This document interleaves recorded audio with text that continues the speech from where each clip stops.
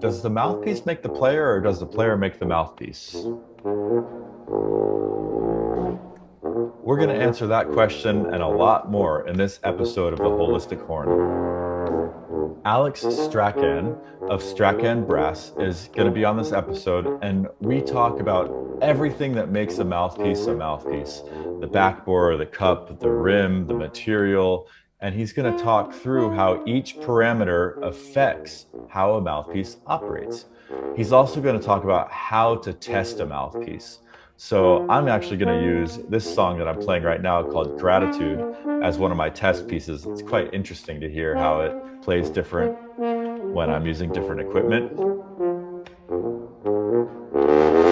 This is an absolutely fascinating topic. I've never met anybody with as much expertise as Alex. It finally all made sense for me. So I hope it does for you as well. Of course, if you're wondering, will a new mouthpiece solve your high range? No, sorry. For that, just go to highrangemagic.com and watch my free masterclass, Solve High Range Forever. Once you figure out the knack, it's actually really easy. But for now, just enjoy this episode with Alex Strachan of Strachan Brass. I'm Mars Gelfo. Welcome to the Holistic Horn.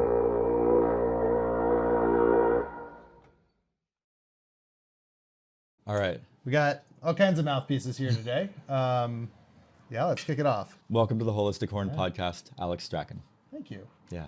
It's great to be here. It was great playing today earlier too. Had a lovely time. Yes. Super nice to meet you. Yeah, indeed. And I'm already really impacted by, we've had some conversations already, lost some video, but I was teaching later after our meeting, and I said, you know what, I think actually what you need is a new mouthpiece. Oh, wow. I really deeply believe that as a result of the factors that we were talking about. Yeah. So I want to cut right in with the fundamental question, what is a mouthpiece? Why do we need one? So a mouthpiece is a impedance adapter between your buzz and the acoustic megaphone that is your horn. The horn doesn't do anything besides basically be a resonator with fundamental frequencies that you can change. Yeah. Your lips don't do much except go, right? So somehow we got to get into the horn. And, you know, acoustically perfect instrument would taper to a point, but you can't play that, right? Because, you know, all the modeling is like, oh, it's a conical instrument. It should, you know, what does a cone taper to is a point. Interesting. So you're losing a bunch of volume here in this thing that's tapering up to here. And you got to have something big enough to put your lips in. So we got to make something that connects those two pieces. Yeah. And that something is the Mundstück, Yes. the mouthpiece. Okay. And so, you know, when we're talking about mouthpieces, we are really talking about both a good fit for your horn and a good fit for your face. Right. That's the reason I do two-piece mouthpieces in the first place, because it makes that two-part question just a little bit easier. And you're talking about the rim as the exactly. rim, and then what is this called? The cup? The cup, Yeah. And so, you know, when I think about it, it's really about finding a rim that's comfortable, lets you do the things you want to do, provides the right kind of pressure and tension as you play, you know, to seal air well, to give you the flexibility and attack and colors that you want. Mm-hmm. And then the cup has a bunch to do with like intonation, response of the instrument, ease of playing, efficiency, and ultimately the sound color produced. Right. So can we show people a cup? Yeah, absolutely. Just like sort of give the anatomy of a mouthpiece over here. Oh, DoorDash. That is DoorDash. We go get our food. Okay, so Anatomy of a mouthpiece. anatomy of a mouthpiece. So you've got the cup, and you've got the rim. Now, sometimes these are one piece. You know, historically, of course, these would have been one piece. Giardinelli kind of invented the two-piece system back in the 30s, and was basically the first to say, hey, you know, the rim is for the player, the cup is for the horn. They actually did this. You can find Giardinelli cornet mouthpieces that have detachable rims too. But yeah, so their idea was, hey, let's separate it. You know, there's two major thread standards out there. Giardinelli is still the big one, and then there's PHC for Europe threads. But obviously, if you're shopping, you have to make sure that you have the right threads if you're buying mouthpieces. They're actually not a very different standard, but they will not fit on each other. Basically, you can mix and match and create a mouthpiece that works well for your face and well for your horn. And if you switch horns, or God forbid you need to do historical performance and grab something like this, Yeah. you want it to still feel comfortable on your face the way you know, and then the entire rest of the instrument can change, but at least this part, you know, you have a understanding of how to form an efficient embouchure, you know kind of how to play with it. Your flexibility exercises, whatever is going to translate your muscle memory for playing. When you pick up something like this, or, you know, something like this Alex over here, which all have very different cup needs, of course. Different cup needs, but you could put the same rim on those cups and you're good to go. So Yeah. Ultimately the question is, how do you pick a mouthpiece that's good for you and your horn? Right. The first thing, obviously, you got to start with a rim. You know, we're not going to get anywhere without a rim. You can play without it, but Not very fun. it's not. It's quite sharp. Yeah. Great. Not making it to a gig that way. So pick a rim. Yeah. Pick one that's, you know, I tend to think there's a lot of fables out there like, oh, a thick rim is better for endurance, or a sharp rim is more articulate. And there's some truth to some of that, but typically when I think about it, when you're faced with an endurance challenge, it's an efficiency challenge. Yes. There's 100%. no amount of, oh, you know, you're pressing into your face. A thicker rim will reduce the pressure on your face, but if you're working so hard and you're pressing into your face, you're probably not getting an efficient sound. Yeah. And so just thickening the rim isn't going to really solve that challenge. Just like getting a triple horn isn't going to solve a bad high range. Nope. Yep. Yeah. It may make you slightly more accurate, but it's certainly not going to make notes that you can't buzz. So we should be choosing our rim for the size of our lips, primarily the kind of embouchure, whether Correct. the sort of the rim of the rim, Yep. the edge of the rim, Yep. right? And Well, so that actually is a nice segue. I have sort of two basic rims here. okay. We have the sort of standard Ansetsen, I call this the rim R. It has a Yeah. very kind of gentle curve on the inside. that. It's slightly reverse peak to help gather your lips into the cup. And typically players who play with the rim inset enjoy this rim. Okay. It's not one size fits all. Yeah. You know, there are plenty of other great makers. Like if you look at Hauser's catalog, he's got a gazillion rims. And one of those might be the rim for you. Right. And that's totally fine. That's why it's really nice that these are standard. You know, Steve Lewis at Legacy makes a ton of great rims and has done a lot of good work on that. Maybe one of those is it. Maybe one of my rims works for you, and that's great. But I only basically have two kinds of rim. I have this sort of curved Ansetsen focused rim. You can't really play Einsätzen because it's just too big. It's got a little too much cushion. They're in larger sizes. You know, 17.5 kind of works, but it's not really designed for the outer grip that you would want as an Einsätzen player. Okay. Over the holidays, I had a bunch of people send in rims and said, hey, there's a gap on the market for this rim because I cannot find one. And I've been playing this for years and I love it. And 4 people sent me Mira's Makes No Difference, the same rim. Wow. And I said, okay, well, I'll release that rim. So this is a blend of the That's features from those 4 rims. And all 4 were Einsätzen players. And, you know, so there's some like Lawson heritage in that. There's some Moosewood heritage in that. And there's a little bit of Paxman heritage in that one. But they were all ended up being very similar. And the kind of key learning was that Einsätzen players need a little grip high. So if you have this bulb come down too far, you know, you end up being more inset than you need. So just getting a nice high outer grip like this lets you grab earlier without having to set in so deep.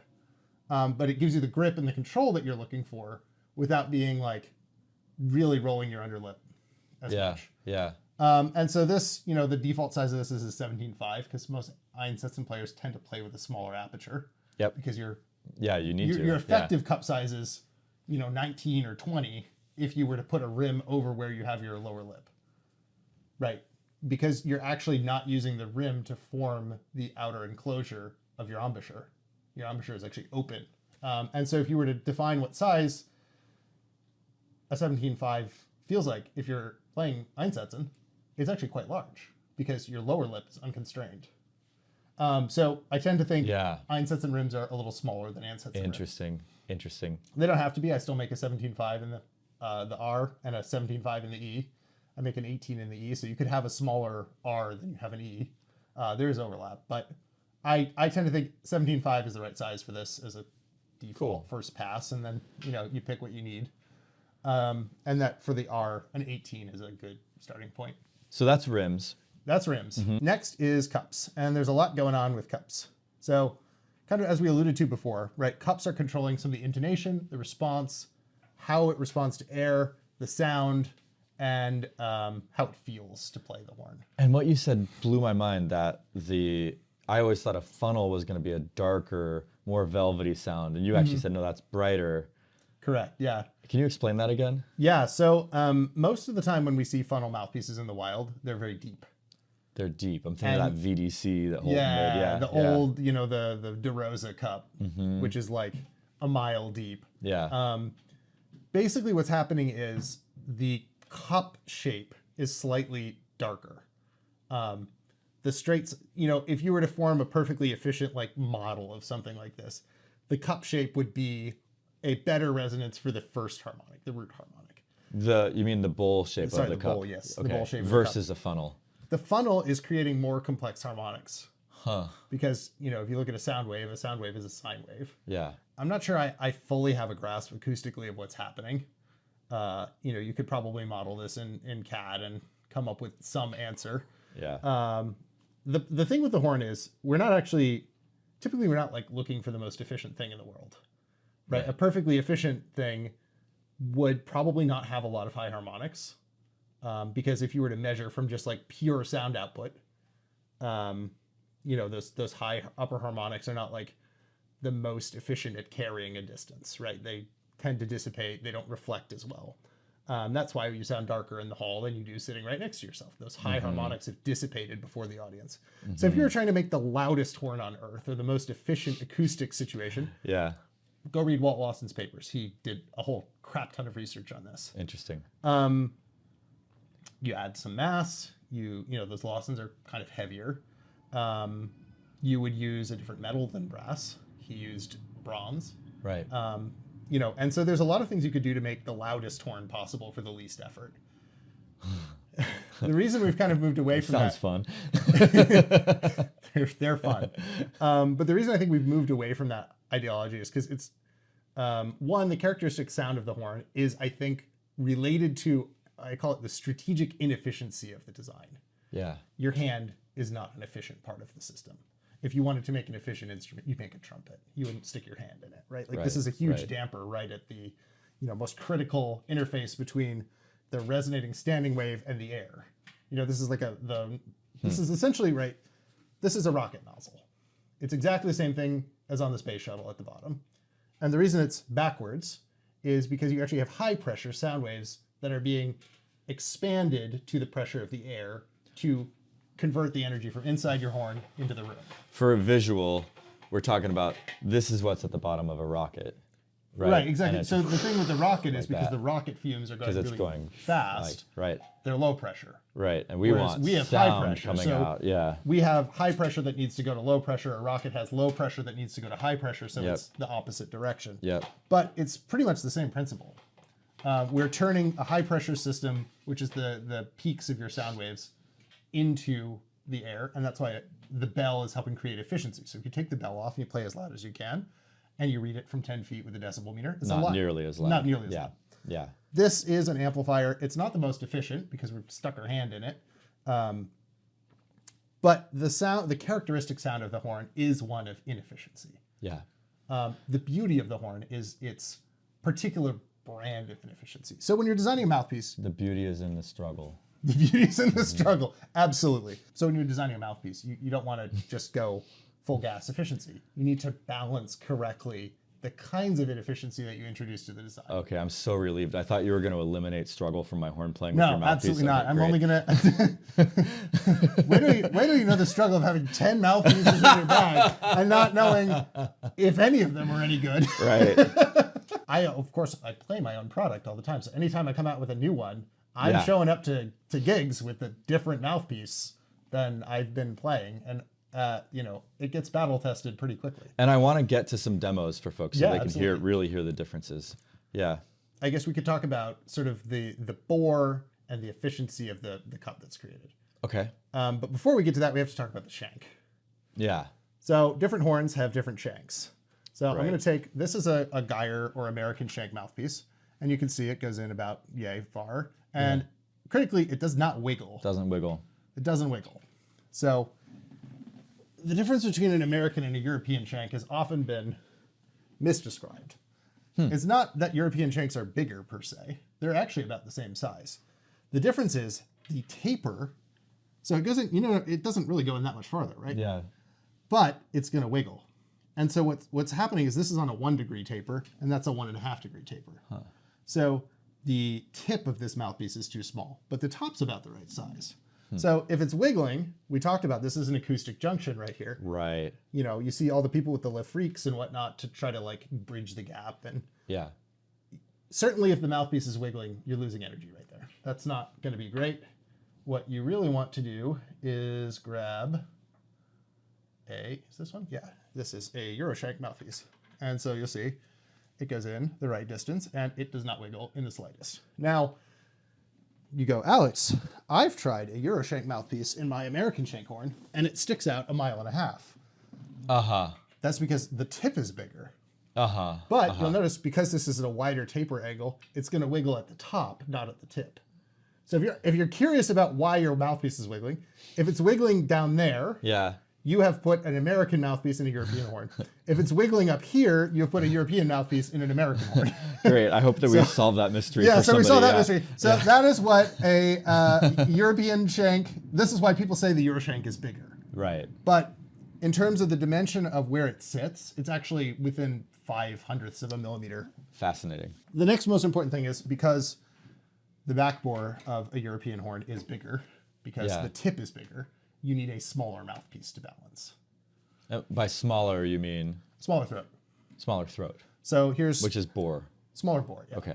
So here's like how my Alex sounds with an Alex mouthpiece.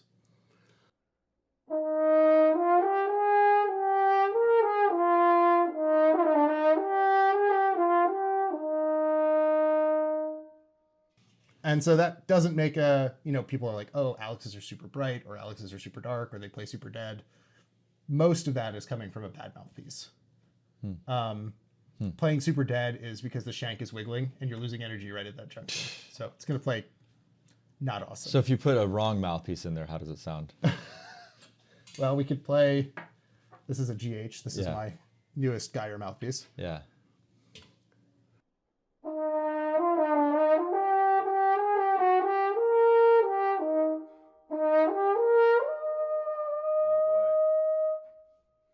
Yeah, that doesn't sound as Not quite. comfy. Yeah, yeah. So shank fit, big obvious caveat there. Play a mouthpiece that's optimized for your style of instrument.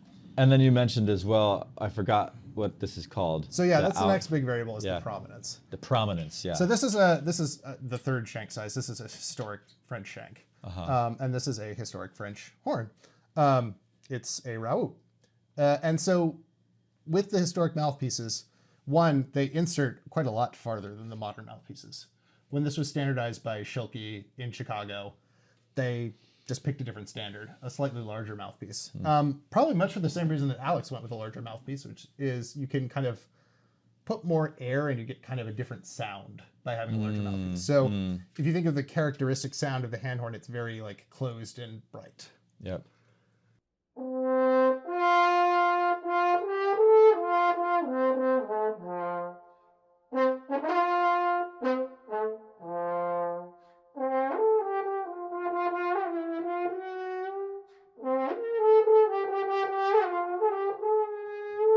I remember how it goes. Yeah. It's better.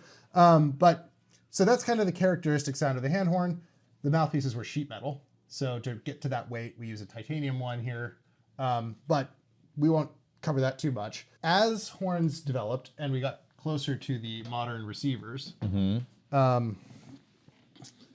were kind of faced with a dilemma.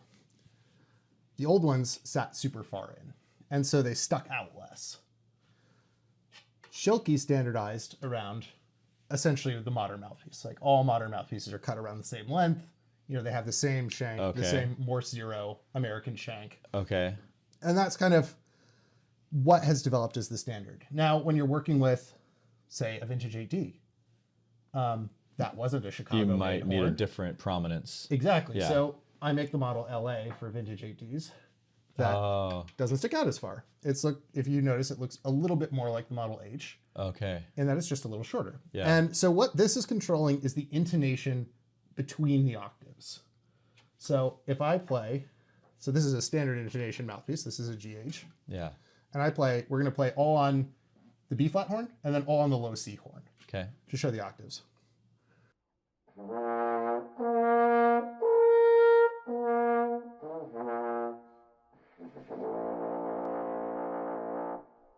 Reasonably true. Okay. And then if we go to low C horn,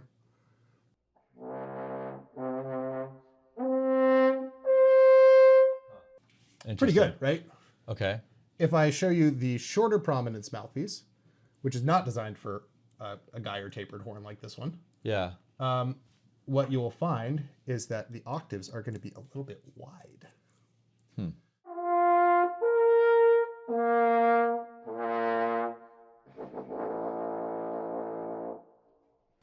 So notice There's the a little low flat. octave is a little flat. So we pointed out I have this really messed up prominence Right. on mine. That would predict that my octaves would be very wide, right? Your octaves should be very wide. Can we try that? Yeah.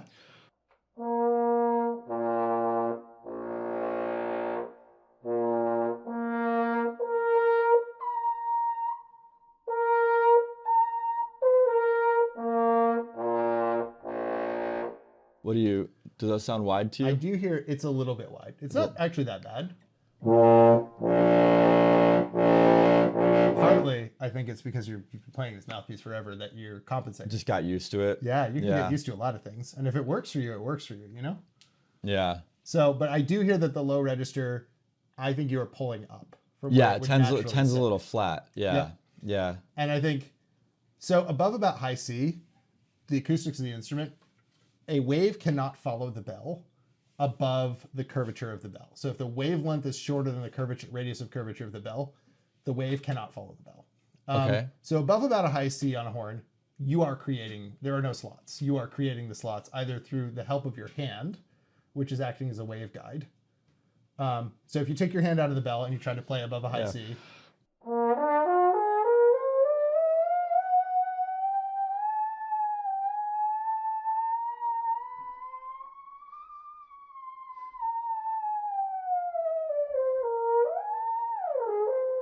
I am so glad you're demoing that and not me. Yeah.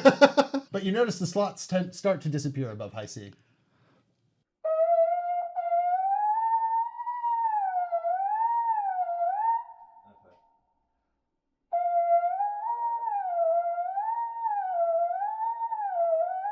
Yeah, they get a little bit more if I close my hand. A little more. Yeah. Yeah. And if you were to use a very straight hand and stick it way far in, I mean, Okay. the intonation is going to be crazy, but you'll get more slots.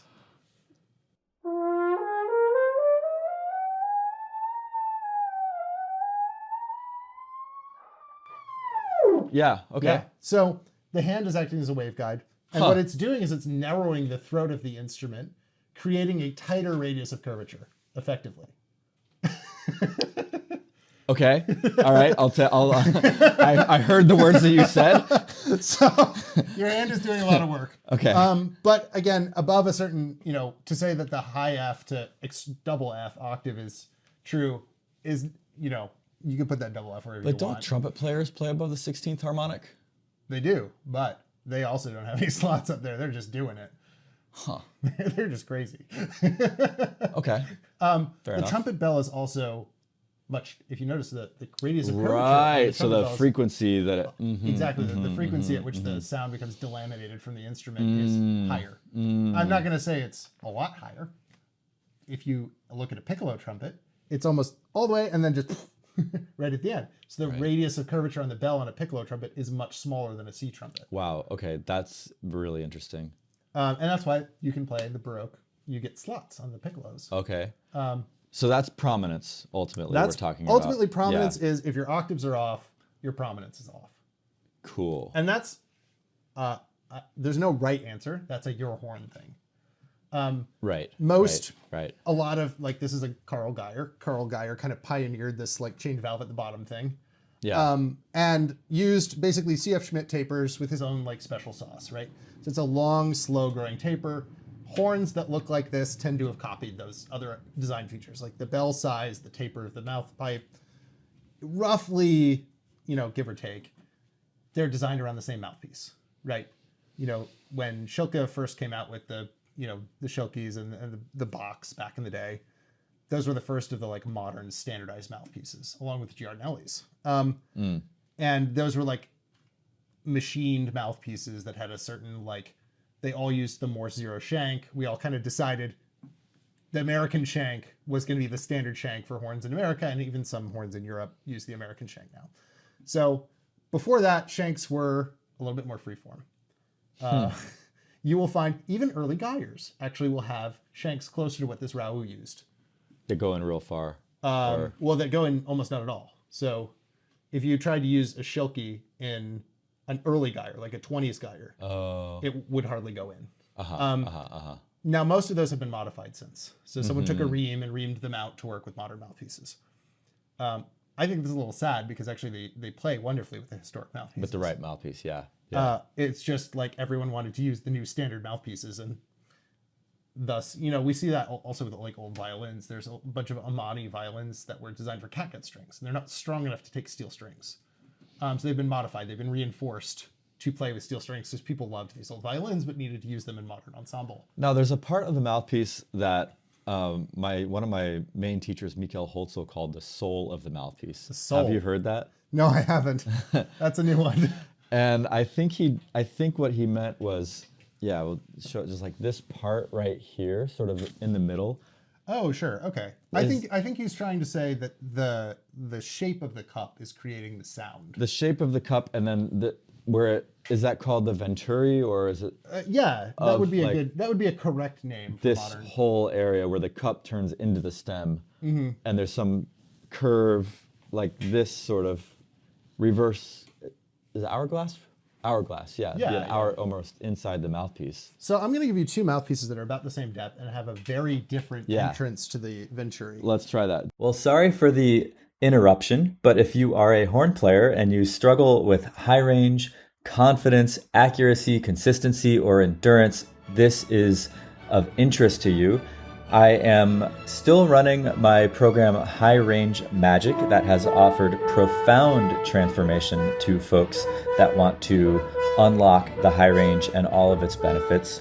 There is a masterclass linked below that you can watch for free, 100% free, 3 Secrets of High Playing. After you watch the masterclass, you'll have an option to book a no-cost one-on-one consult with me if you're interested in finding out more about the program. That's all for now. Back to the episode. What sort of things should we play on the horn that will most demonstrate the differences? So I would say there's a couple things you could do. Yeah. If you play a fast passage, Okay. you're kind of testing how well the horn is slotting to where your ear expects That's right. it. Yeah. So when you play super fast, Yeah. you're actually kind of testing your expectations against the horn. Yeah. So it's not you're not actually saying this is a great mouthpiece for this horn. You're saying this mouthpiece plays the way I think a mouthpiece or this horn should play. Right. So I like to start with sort of a more lyrical excerpt. So you can find the slots. Find the slots, Okay. feel out how it's doing. We can suss out a bunch of like things like basic intonation, like, oh, I played, a C minor arpeggio up to high C, and the high C was not where I wanted it. We could say, okay, that is probably a prominence issue or some other issue with either the back bore, how it's interacting with the horn. We can get a sense of the tone that we're going to make. Is this the right cup geometry? Is this the right bore entrance? Is this the right back bore for this horn? Once we've done kind of a lyrical passage, I would encourage you to test the low register. Check the octave evenness. So like play F above the staff, trigger open, and then with one, down an octave, down an octave. Yeah. And then, if those three are all even, you probably have a relatively good chance of having even octaves across the horn. Check C horn, 1 and 3, all the way from the bottom to the top. Huh. to check the evenness of the octaves, and then check B flat horn from pedal F all the way to the top to check the evenness of the octaves. Huh. If you find that, oh, my C horn is flat in high range, Yeah. we would say, okay, maybe my mouthpiece is too long for this horn. Yeah. Yeah. Where if the B flat horn is really sharp, that's a really common one. Yeah. People try to play middle, or like people are like, oh, you can't use B flat fingerings on an 8D. You can, you just need a shorter mouthpiece to do it. So when you go on an 8D and you play B flat alternate fingerings, middle C, D, E, F, those are going to be really high on a Shilka length mouthpiece because that was not what the Burbs were using, right? So it's like they were playing very, very narrow funnel mouthpieces that had a lot less cut volume. Yeah. So that would be wider octaves. So to be in tune, you need a lower cut volume or a lower prominence. So that's kind of, when I test a mouthpiece, play in the basement, check the octaves, play something lyrical. And then once you pass those three, then you can start, play something repetitive like the opening to Check 4. Dun, da, da, dun, dun, da. And feel how it slots. Yeah, exactly. Because you're starting to put some power through it. Does it stay stable? Interesting. Can it take the air that you want to play it in the way you want to use it? And then play the second horn version. Dun, da, da, da, dun, dun, da. Does it remain stable? Now, once you've gotten through those basic checks, like, okay, the mouthpiece is the right length. It sounds the way I want. Can I play it quickly? Does it respond? The answer is probably one of those prior tests will have revealed the issue. So don't go play the fastest thing you can. Don't go play don't go play the long call as the first thing you do when you pick up the horn. Right. For the same reason that you wouldn't play the long call the first thing in the morning. You're not used to it. You're not warmed up on it. You're not feeling where the slots are. You're not feeling where the harmonics are. It will take time to get used to a new mouthpiece, especially if you're changing rim. If we were going to walk through that process right now, So absolutely. So let's start with, this has a low prominence. So this is the 8D mouthpiece. Okay. And I think you'll find that this is even worse than the one you have there, in terms of the octaves. So check that. And so this will be a kind of a test of what really bad octaves feel like. Okay. So just play on the C horn. Yeah. From low C all the way up. Hold 1 and 3 down and just go above the staff.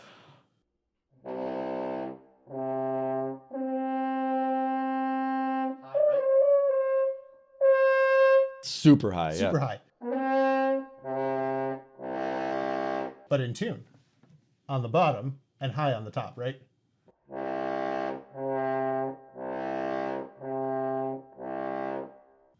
So More or less. Our fundamental one is in tune, and our top one is really high, which Okay. means our octaves are wide, as expected. From such a short Right. mouthpiece. So that would be a wrong mouthpiece for this one. Wow.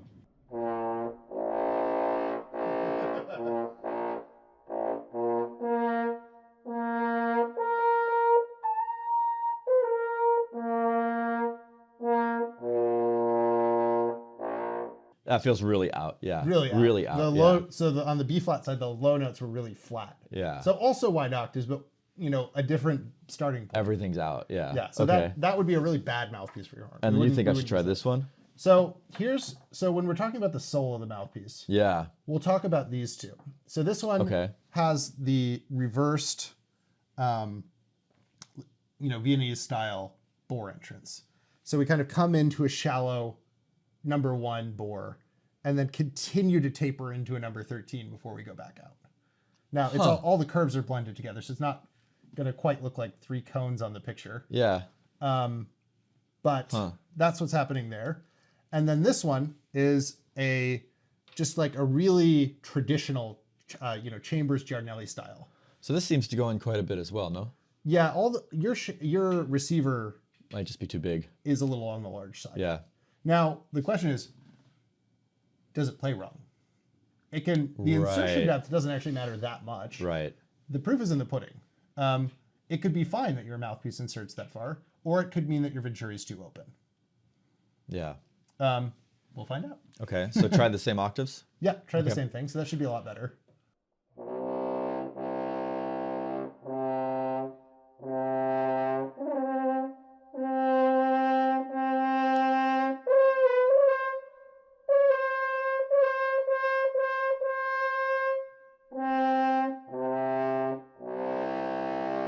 Yeah, Those are that feels very better. true. And then try the B flat horn.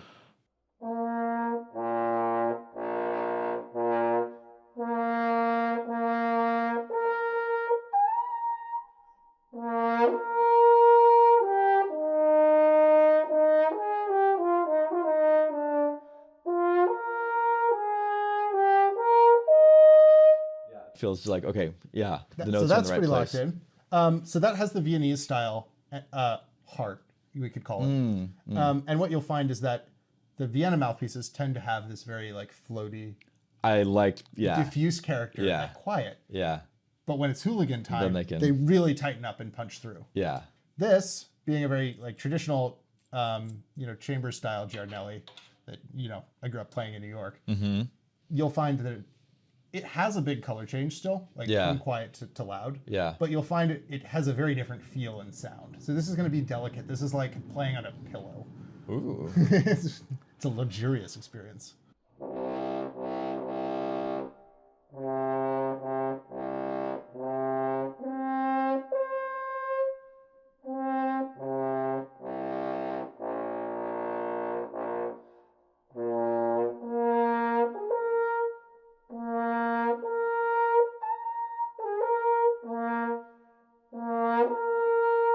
Yeah, I need to back off a lot more on this, I find. Yeah.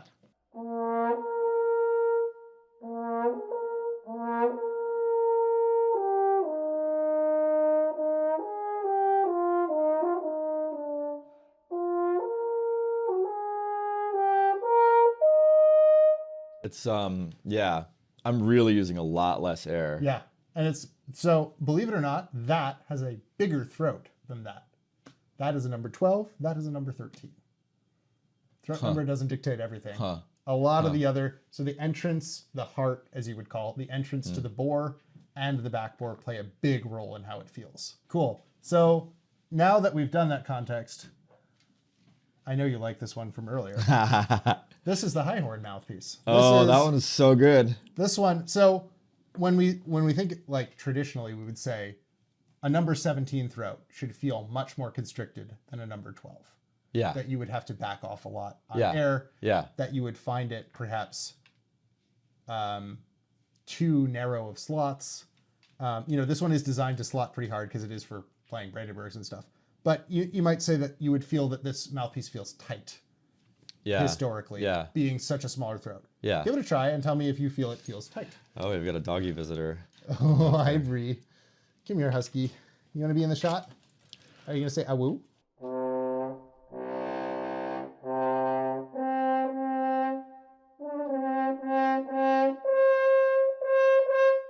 Yeah, there's a little difference in the octaves. That's Yeah. really interesting.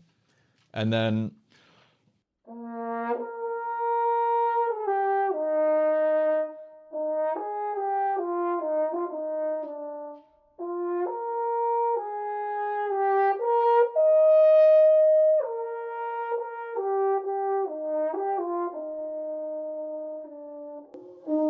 yeah, interesting. So, but what you Interesting. notice is it's not laser bright, right? It's not laser bright. When we did the test before, I remember going back and forth and being like, "Oh yeah, interesting." It was, what was I honking on that? And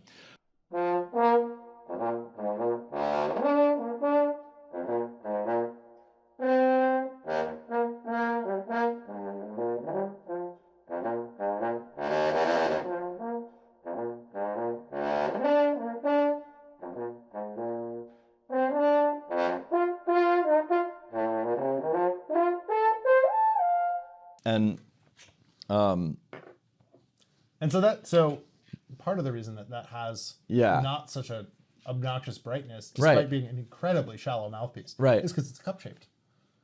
So it's got a cup shaped. it's got the cup shape, which makes it warmer. Bowl Yeah. shaped cup. Yeah, yeah, Which is helping yeah. keep it from being, laser bright as a shallow funnel might be. And if I just get the sound contrast real fast.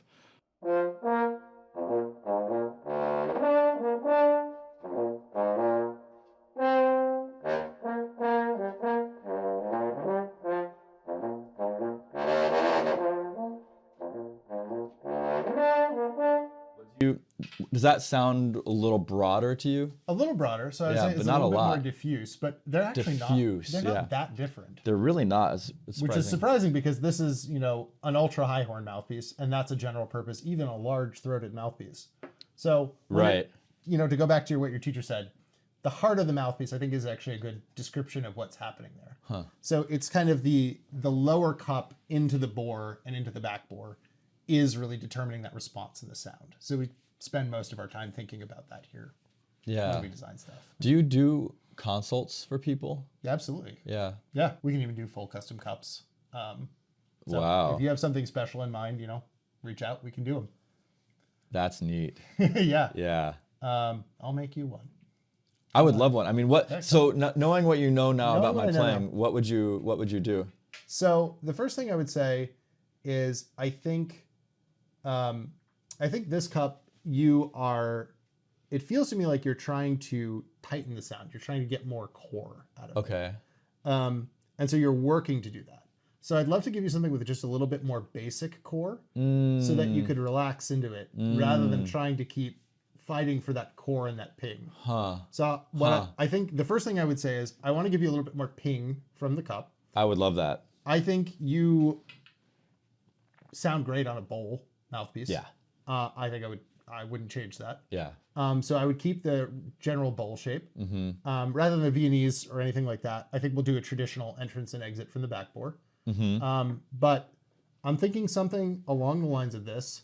Just a little meatier, a little. You know, yeah. maybe, so this is a 21 mil. Maybe we'll go to 24. Open the throat up to like a 12.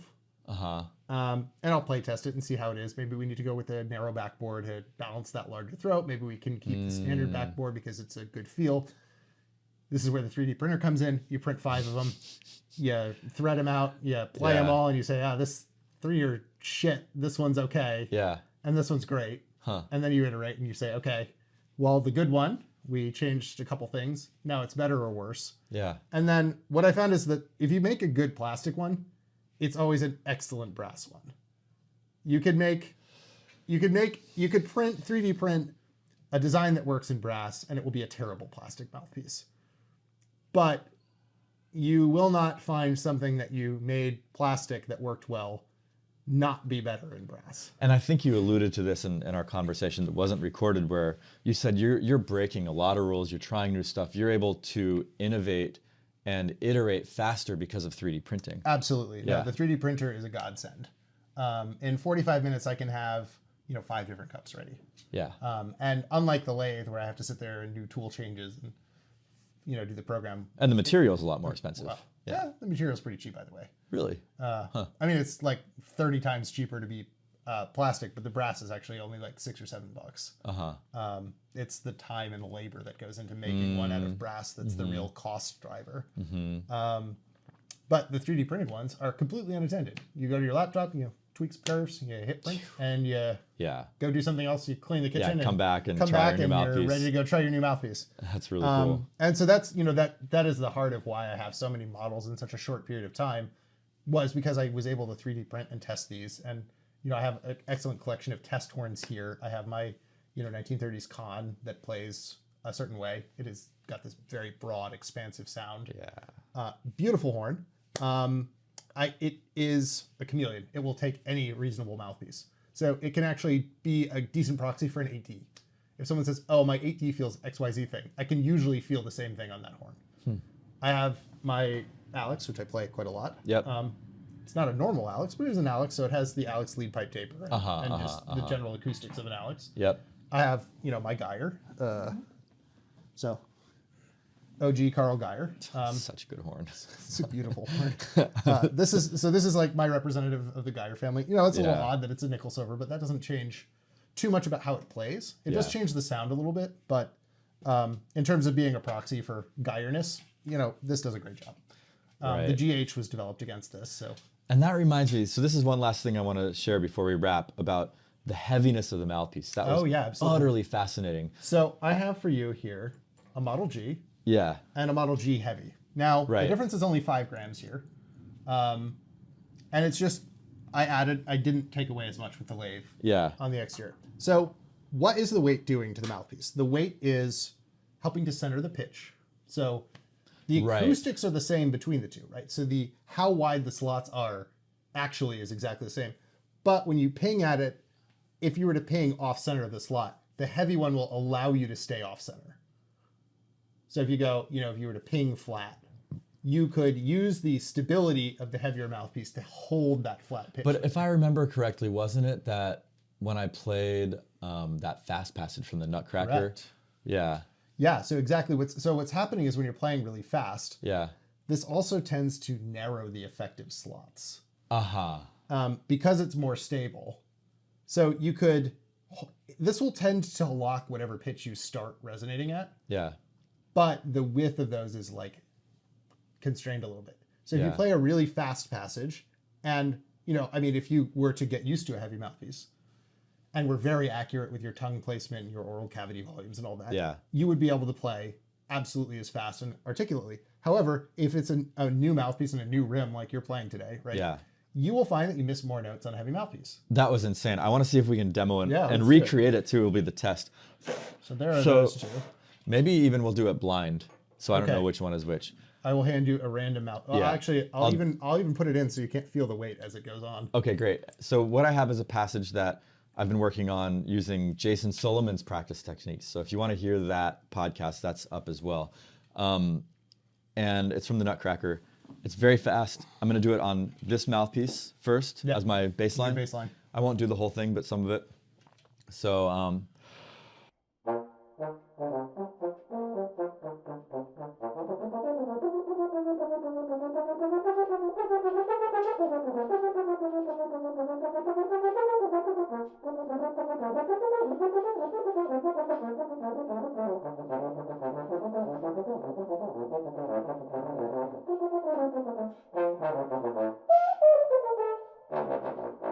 all right, so we'll stop there.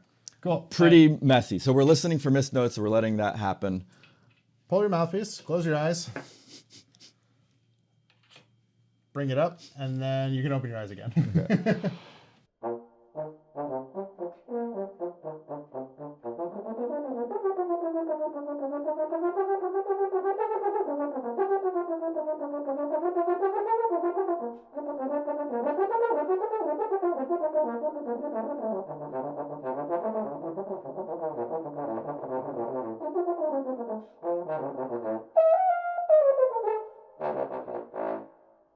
I would already guess, don't tell me, but I would already guess that this was the lighter one. Okay, well, we'll find out. We'll find out. Eyes Just closed because again. I remember feeling like, ooh, that's nice. And then the next one. Okay.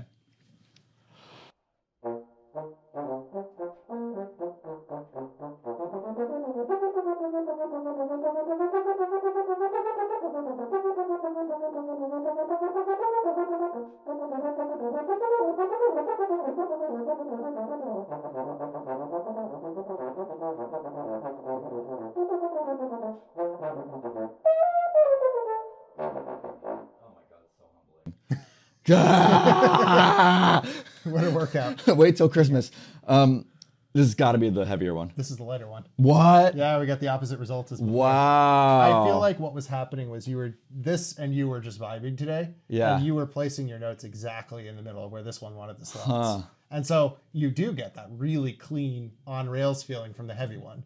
Yeah. And so because you were pinging right where this and your horn wanted them to be, everything just kind of gelled and bam, you had an awesome experience. The difference, I mean, it was really palpable for me. It felt like, oh, I could play on that. Like, and this one, it's like, it's incredible. So this is like literally the same acoustics. There's no acoustic geometry differences between these two mouthpieces. Simply the mass. Yeah.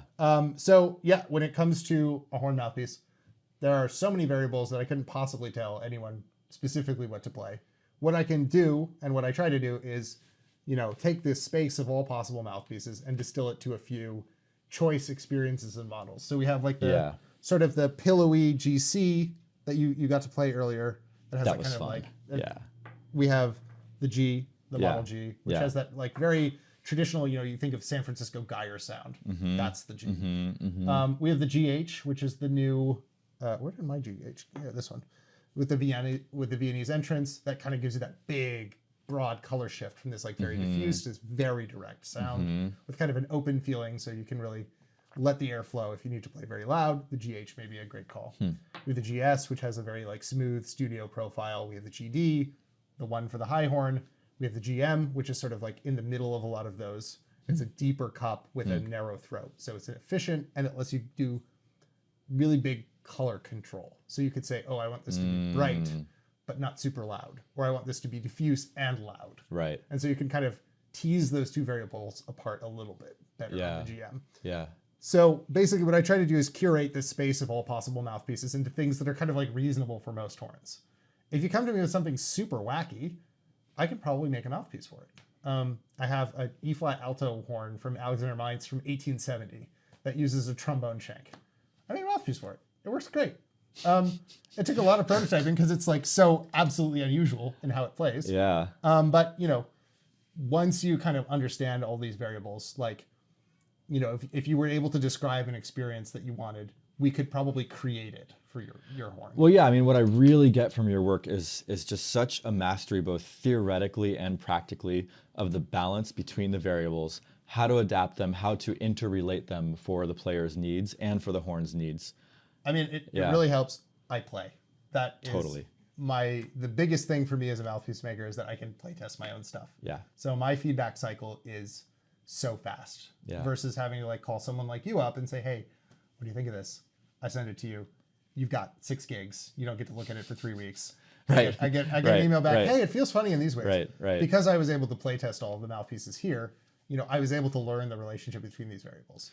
Well, I'm looking forward to having my own Absolutely. Strachan mouthpiece and joining the ranks of some very fine horn players in the Met, down in LA. Yeah, down in LA. Patrick Wall of the Detroit, he won the utility horn audition recently on Model GM. Nice. So he, you know, major symphony success on some of these. You know, if you said a year ago, hey, you're going to be heard in the Met, you're going to be phoned up by the Met to make Wagner tuba mouthpieces, I'd have been like, you're crazy. That's not real life. Yeah. But here we are. I made a set of 6 Wagner tuba mouthpieces for the Met. If you want to find you, they can go to strachanbrass.com. Strachan-brass.com. Strachan-brass.com. And that'll do the trick. Hope you enjoyed the podcast.